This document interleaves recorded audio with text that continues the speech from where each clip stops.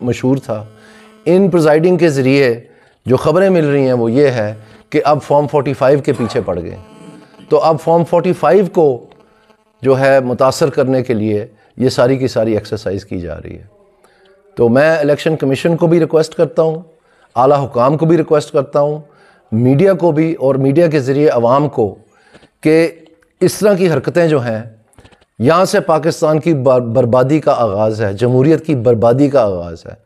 یعنی ابھی بھی جو کچھ ہوا, جو کچھ پاکستان نے دیکھا, اپوزیشن تحریک جو ہے وہ چل رہی ہے اسی الیکشن کے حوالے سے جو فروری 8 کو ہوا, اور اب بائی الیکشن میں بھی جو کہ یہ بے دریغ جو ہیں بے ضابطگیاں سامنے آ رہی ہیں.